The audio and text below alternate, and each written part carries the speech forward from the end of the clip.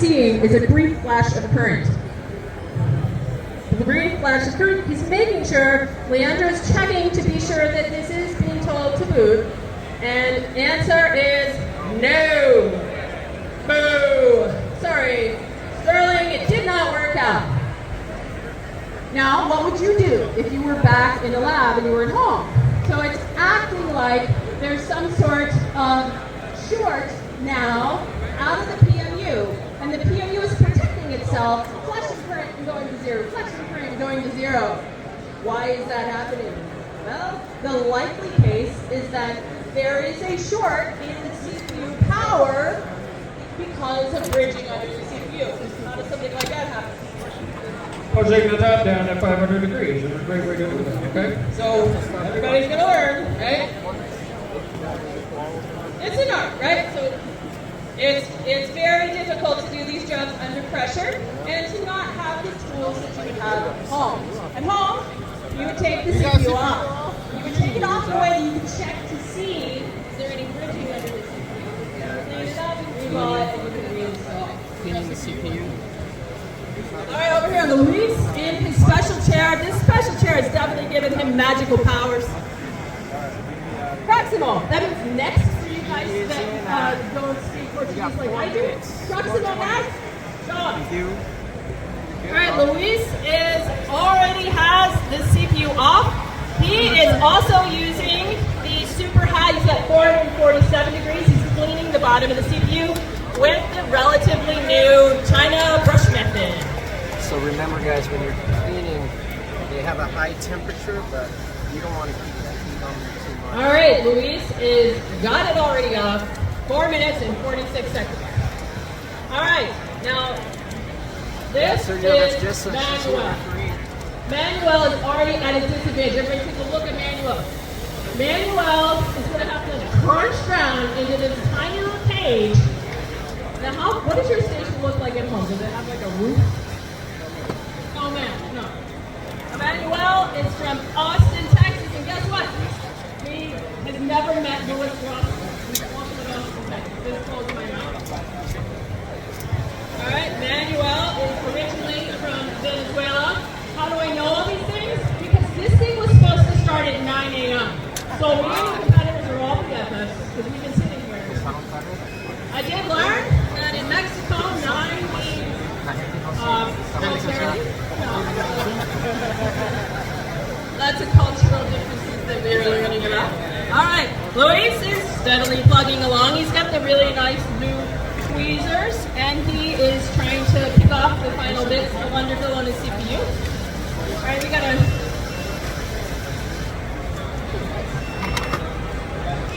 Oh, you're checking it for. All right. Leandro says we're gonna verify the brand new board that we're gonna get Emmanuel.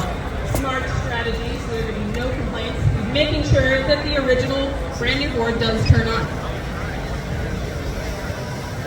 Once we get halfway into the competition, for comedy, we're gonna invite Juan from For All Fix to come sweep the stage again.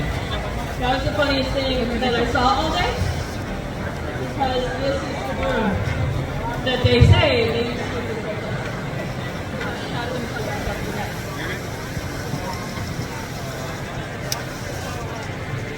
All right. Let me know when you're ready and I'll count you down. All right, Manuel's checking all of his tools and he's making sure he's calm and relaxed.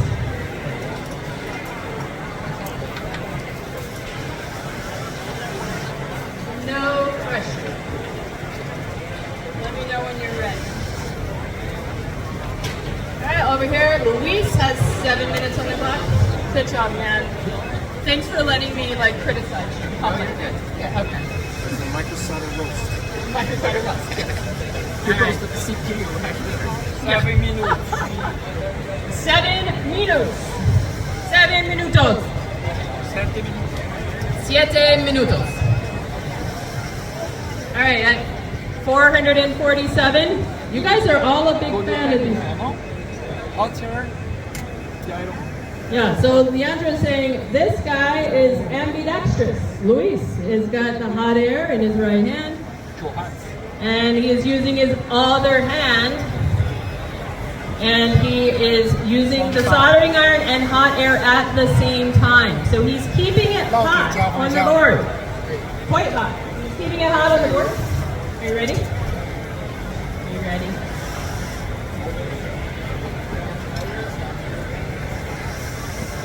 You need to say a prayer. Oh, you said all right. Okay. I think you're going to do great. I think you're going to do calm, chill, relax, and you're going to show us off how it's done. Representing Austin, Texas. Representing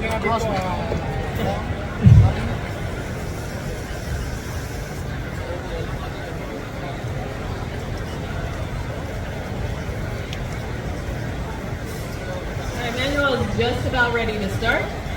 Power on.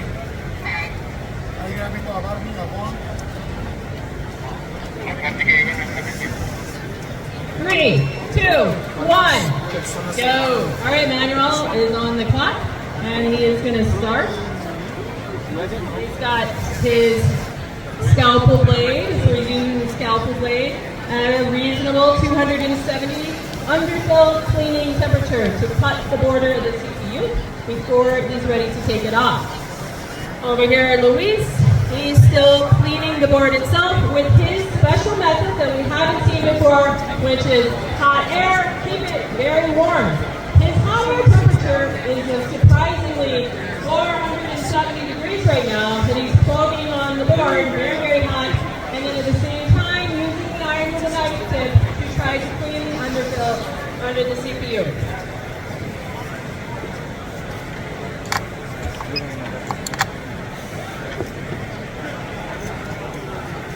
Everybody's loving the little nylon brush up here. Alright, and then Manuel's doing the 270. That's a classic and traditional temperature for cutting the underfill away from around the tip.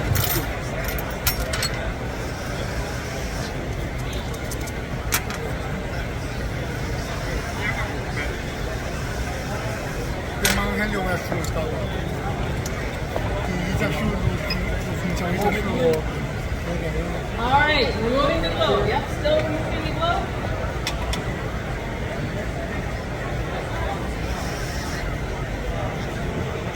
So Manuel's technique for CPU, he's putting flux only at the four corners. Now flux, here he comes. He's taking away the microscope, so you guys will not be able to see. This is a very classic technique. This is traditional. He's very, very close to the CPU with the hot air. He's at 400 Celsius.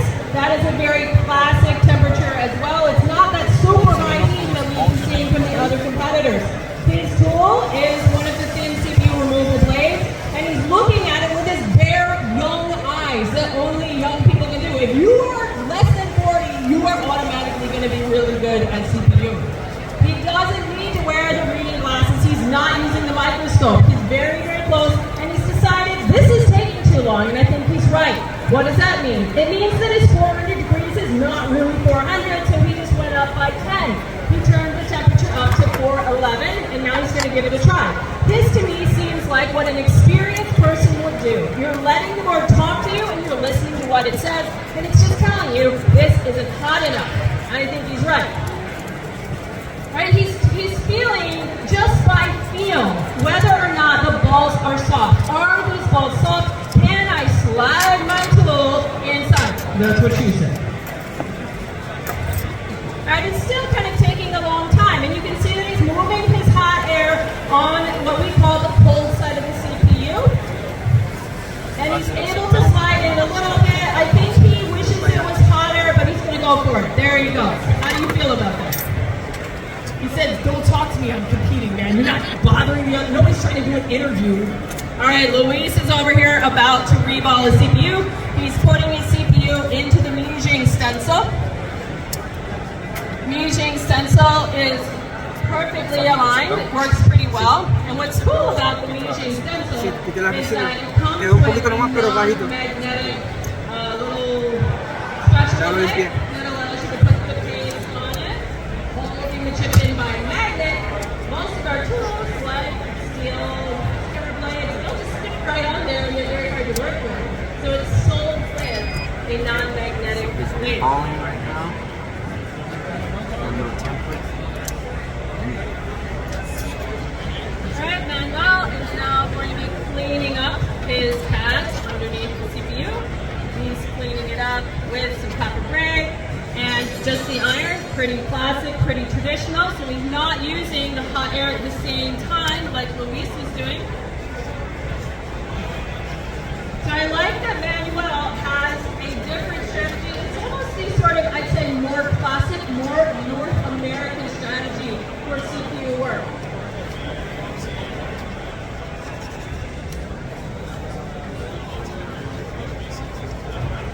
I like how calm and relaxed Luis is over here. He is very chill. I think it's the chair, to be honest. He's very relaxed.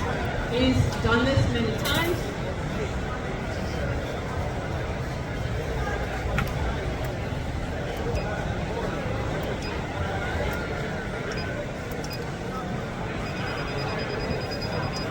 So interestingly, I don't see any of these guys doing what I would do, which is a step that I call downgrade alloy, where I would first apply the lower temperature leaded solder to the pads.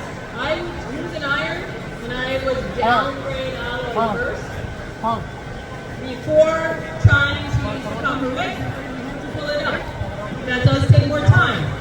These guys are saying, nope, I'm going to raise the temperature on the iron itself and try to just wick the very hot 220 lead solder that these boards come with from the manufacturer.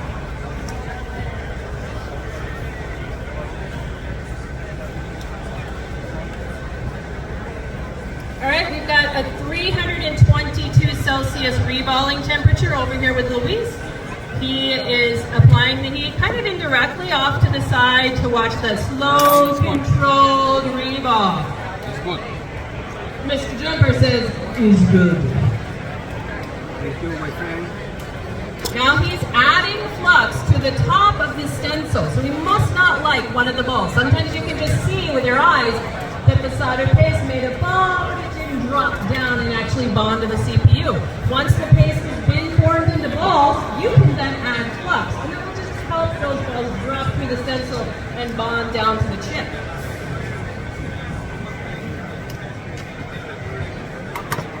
He gave it another reflow, and we're going to see, is he happy? He's looking at every ball. He's happy with it. Now he's inspecting. Do I have any missing balls? Do I have any balls that slid off the pad that he has to correct? He sees something he didn't like. He's putting the stencils back on. All right, over here, Manuel is cleaning his pads. He's got the brush.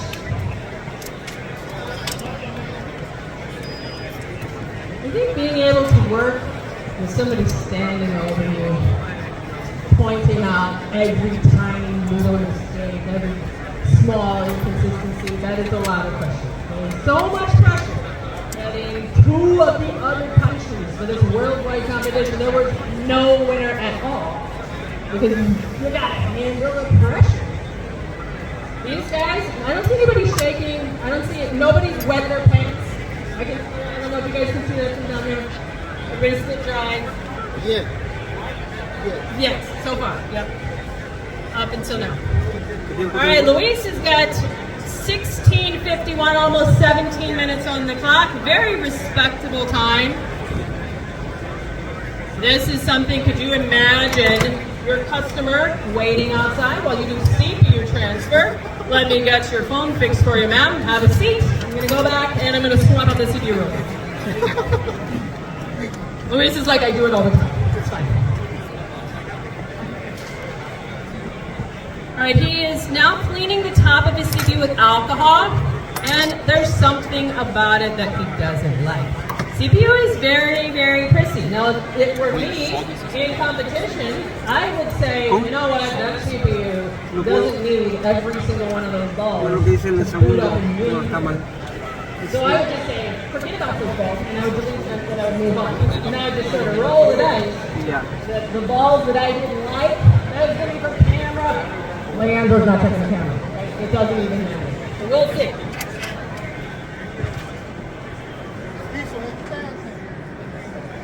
There is a CPU on the floor. CPU down, guys. CPU down. Everybody freeze.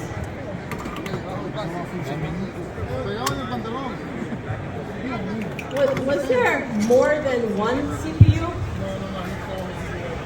Okay. And you're sure that's the only CPU and it's the same one?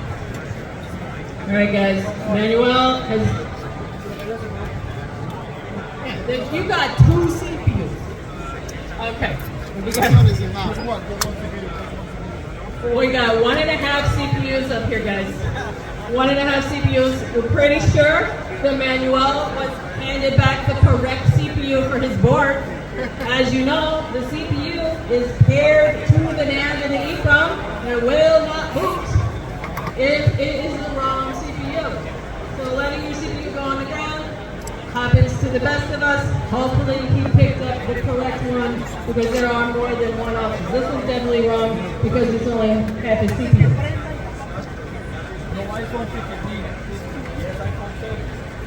He says, hey listen bro, I'm an expert. This half a CPU is obviously iPhone 7.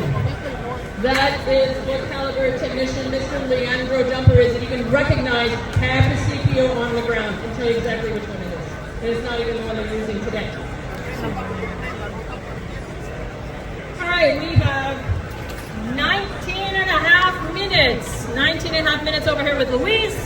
And he's installing his CPU at 400 Celsius. So 400 Celsius. He is about to finish. This is the last step. He will choose whether or not to test it. If he chooses to test and he finds a problem, he could take the CPU off and reball it again. He chooses, I don't need to test 1952, but does it work? The reason will it work? Seemed like it went pretty well. Seemed like it went pretty well. 1952. If it works, it will be the time to beat. Do you think it? What's the chance that it works? Luis, what's the chance it works? Does it feel good to you? No, I did a mistake. I don't know. What was it you did not like about your reball? My problem was I left. Sorry, my English is not good, but I left 2 balls without solving. Okay. So when I tried to reball, I made a little bit 2 mistakes. So I don't know. I think that it's not work. I have a question. If it were me, I would have left those 2 balls off and installed the CPU, hoping that those 2 balls are not needed for it to boot to iOS. Maybe it's camera, maybe it's power, ground. Why'd you not do that? After that, I put too much flux, and it's not good to. Luis says, I chose to put back those 2 balls just because I'm not going to do some kind of probably not going to work. This is going out to a customer. I'm a perfectionist. It's going to work. When he wants to put back the 2 balls to reball it, there's a lot of stuff in there. One of the strategies is to use a dry paste. So when it gets flexy, it's harder to work with.